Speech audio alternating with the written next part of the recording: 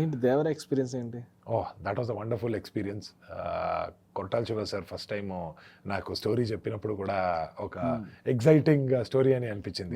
మీకు ఏంటి మీ పార్ట్ వరకే స్టోరీ చెప్పారా ఏంటి అసలు?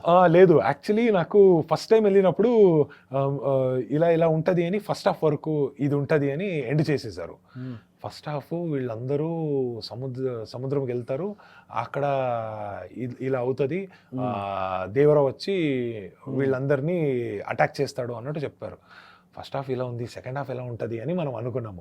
లాస్ట్లో చూస్తే అదే ఒక ఫస్ట్ హాఫే మొత్తం ఒక దేవరా పార్ట్ 1 అయిపోయింది. పార్ట్ 1 ఫస్ట్ హాఫ్ అయిపోయింది. ఓ మీకు చెప్పింది పార్ట్ 1 మొత్తం చెప్పారా?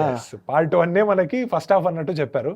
ఆ తర్వాత మనకు కూడా తెలిసింది, సర్రు కూడా వచ్చి అనౌన్స్ చేశారు 2 పార్ట్స్లో వస్తుంది. అంటే మీరు అనుకున్నప్పుడు సో అది ఇన్ఫాక్ట్ నాకు తెలిసినట్టు ఫస్ట్ హాఫ్ మాత్రమే అప్పుడు డెవలప్ చేశారు. సెకండ్ హాఫ్ ఇంకా డెవలప్ చేయలేదు, ఇంకా కొంచెం టైం పడుతుంది అన్నట్టే అనుకున్నారు ఇనీషియల్గా.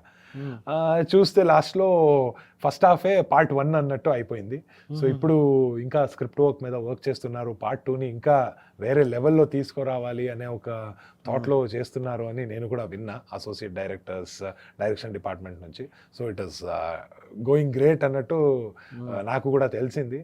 So looking forward for it. Hopefully 2025 end 2026లో షూట్ స్టార్ట్ అవుతుంది అని అనుకుంటున్నాను నేను. సో మళ్ళీ కంటిన్యూటీ అయితే ఉంటుంది, ఈ సినిమాకి మాత్రం కంటిన్యూటీ ఉంటుంది.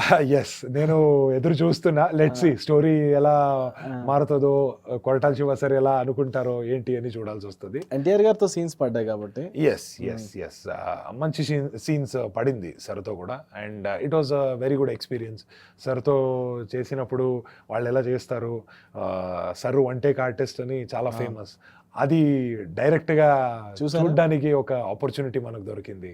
ఎలా చేస్తారు, ఎంత ఇంటెన్స్గా ఉంటారు, ఎంత రెడీ అయి వస్తారు సీన్కి అనేది, హోంవర్క్ ఎంత చేస్తారు అనేది అక్కడ మనకి తెలిసింది ఆ వన్ టేక్లో చేసినప్పుడు. దాంతో మనం కూడా నేర్చుకున్నాము. ఓకే, మనం నేను చూసినట్టు almost most of the scenes one టేక్లో ఉంటుంది. సర్రే చూస్తారు ఒకసారి, కొరటాల శివ సార్తో డిస్కస్ చేస్తారు, ఇది బాగుందా, ఏమైనా చేంజెస్ కావాలా అని. కొరటాల శివ సార్ ఏమైనా ఒక చేంజెస్ చెప్తే అది జస్టిఫికేషన్ ఇస్తే అది ఉంటుంది. Okay, let's do one more అని చెప్పి ఆ వేరియేషన్ ఏం కావాలో అది ఒకటి వేరియేషన్ ఇచ్చి ఇది చేస్తారు. బట్ డైలాగ్స్ అయితే కంప్లీట్ ఫస్ట్ నుంచి లాస్ట్ వరకు కంప్లీట్గా కొట్టేస్తారు. ఒకే టేక్లో చేస్తారు. వేరియేషన్స్ ఎప్పుడు కావాలన్నప్పుడు we go for second take, అలా ఉంటుంది. సో మనకు భయం వేస్తూ ఉంటుంది కదా పక్కన ఆర్టిస్ట్ అన్నప్పుడు. ఎస్, చాలా చాలా సర్ వచ్చారంటే ఎలా ఇప్పుడు అనే ఇనీషియలీ నాకు కొంచెము నేను ఇలా షివర్ అయ్యేవాడిని. తర్వాత సర్తో చేస్తున్నప్పుడు సర్రు ఒక కంఫర్ట్ జోన్ క్రియేట్ చేశారు. తర్వాత మనకు కూడా చేయడానికి ఒక కంఫర్ట్ దొరికింది. And we also use to do as much as possible సర్ని మ్యాచ్ చేయడానికి ట్రై చేసేవాళ్ళం.